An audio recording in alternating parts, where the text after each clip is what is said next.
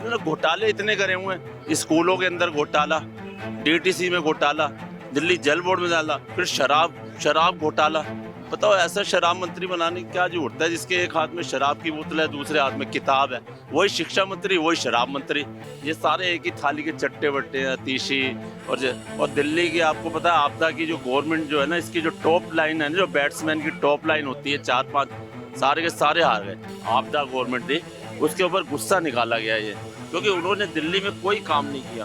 कांग्रेस तो डिजर्व यही करती है कि खाता खुलना भी नहीं चाहिए उनका, लेकिन बीजेपी की जो जीत हुई है उनकी नीतियों की वजह से हुई है। नाम क्या है आपका?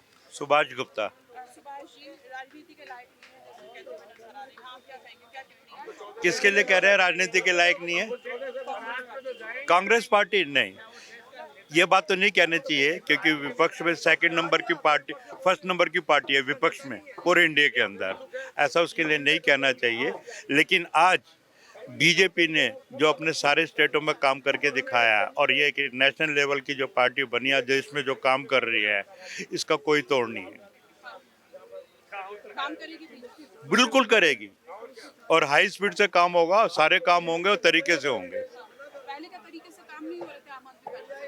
10 साल तक घोटालों के अलावा हुआ ही कुछ नहीं है। पब्लिक को छला गया है, गवर्नमेंट के पैसों को बर्बाद करा है, इन्होंने अपनी जेबें भरी है और कुछ नहीं करा। ये सारे के सारे बेल पे इन्होंने जो, एक चीज ये बता दो, जो देश का स्टेट का सीएम होता है वो जेल से शासन चलाए, इससे ज्यादा दुर्भाग्य हमारा क्या हो सकता है। भारतीय जनता पार्टी पर लगातार आरोप लगा रहे थे कि हमें जेल में डलवा दिया जाता है, हम काम क्या करेंगे?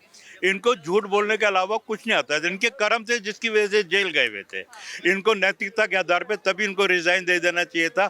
और ये कौन सा तरीका हुआ, जब तक जेल में रहे, जब तक ये सीएम बन के रहे, जेल से जैसे ही बाहर निकल के आए, छूट के आए जमानत के ऊपर, और तभी इन्होंने सीएम पद छोड़ दिया। ये तो पक्के बेईमान है। आपका नाम क्या है? मेरा नाम चोपड़ा है जी। आप बीजेपी की बम्पर जीत हुई है, दिल्ली में सरकार बनाने जा रहे हैं, कांग्रेस का खाता तक नहीं खुला है, इसको लेकर आप क्या कहेंगे? देखो जी, कांग्रेस का जो खाता नहीं खुला वो तो पिछले 3 कंजिक्यूटिवली थर्ड टाइम, पिछली 2 टर्म जो है उसमें भी खाता नहीं खुला। कांग्रेस तो डिजर्व यही करती है कि खाता खुलना भी नहीं चाहिए उनका, लेकिन बीजेपी की जो जीत हुई है उनकी नीतियों की वजह से हुई है।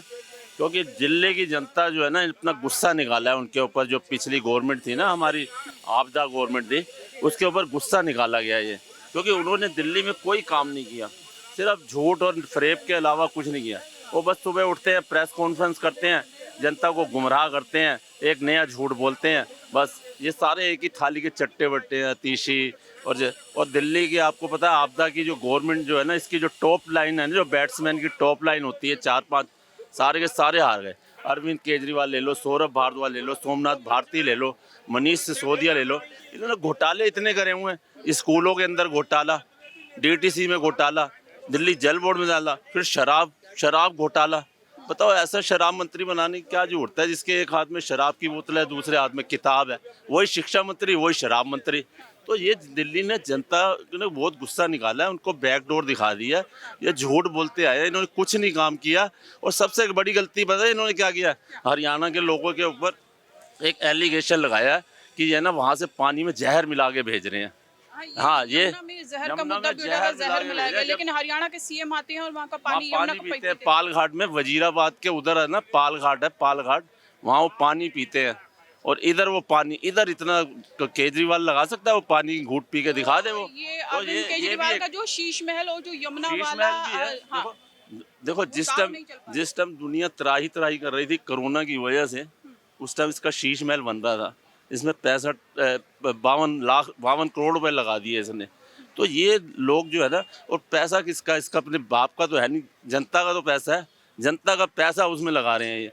तो वैसे कहता है कोरोना की वजह से मुझे काम नहीं करने दिया गवर्नमेंट ने, इसलिए मैं अपने वादे नहीं पूरे करे। कि जेल में डाल दिया गया, हम काम कहाँ से करें? अरे जेल में डालेंगे, जेल में जब काम ही ऐसे करें तो जेल में ही तो जाएगा। अभी भी तो जमानत पे बाहर है।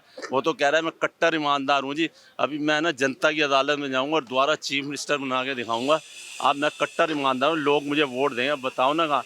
हरियाणा में भी देखो, हरियाणा का खुद होके, हरियाणा में पैदा हुआ है हिसार के अंदर, और हरियाणा वासियों के ऊपर ये लांछन लगा रहा है। ये तो पूरा इतना आतंकवादियों वाली बात कर रहा है, ये तो गृह युद्ध करवा देता हरियाणा और उस वहाँ की पब्लिक के बीच में लड़ाई करवा के नरसंहार करवाना चाहता था।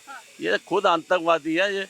133 करोड़ रुपए तो इसने जो खालिस्तानी का वो जो डेजिग्नेटेड टेररिस्ट है गुरपंत सिंह पन्नू, 133 करोड़ तो उसके लेके खा के बैठा हुआ है। सुप्रिया सुनीत ने आज ही आरोप लगाया है मणिपुर नहीं जाते हैं प्रधानमंत्री, मणिपुर जरा जाएं, मणिपुर पर वो कुछ नहीं बोलते हैं। राहुल गांधी से जरा कुछ सीखिए, वो मणिपुर जाते हैं, लोगों से मिलते हैं, उनके आंसू पूछते हैं, गले मिलते हैं। मणिपुर हिंसा को लेकर उनकी तरफ से ऐसा अगर प्रधानमंत्री नहीं जा रहे तो उनके रिप्रेजेंटेटिव तो जा रहे हैं, अमित शाह तो जा रहे हैं, गृह मंत्री जा रहे हैं, और भी जा तो रहे हैं ना।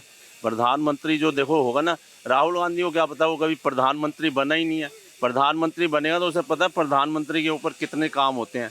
अभी वो देखो फ्रांस जा रहे हैं, फ्रांस के बाद वो जा रहे हैं ट्रम्प से मिलने जा रहे हैं, ट्रम्प से अपना वो मतलब ये फॉरेन पॉलिसी जो है ना वो विदेश नीति जो उसके ऊपर भी तो काम कर रहे हैं। तो वो अमित शाह और अपने रिप्रेजेंटेटिव को तो भेज रहे हैं ना। तो अब क्या हुआ, अब रिज़ाइन दिलवा दिया है ना उससे, वहाँ के जो चीफ मिनिस्टर है बीरेन्द्र सिंह, उससे रेजिग्नेशन दिलवा दिया। तो ऐसी बात नहीं है, उनके हाथ में भी है। राहुल गांधी से ये पूछो कि उनके टाइम में मणिपुर और असम में क्या हुआ था। असम में आए दिन झगड़े होते थे कांग्रेस के टाइम में, स्टूडेंट्स रोज झगड़ा करते, रोज वहाँ पर कत्लेआम होता था असम के अंदर। वो तो शांति बाद में हुई है वहाँ पर। तो ये ऐसा कुछ नहीं है, ये जो है अभी जो आई है गवर्नमेंट बहुत अच्छा है, और मैं कह रहा हूँ ये काम जो है ना करके दिखाए, जो इन्होंने वादे किए पूरे करेंगे।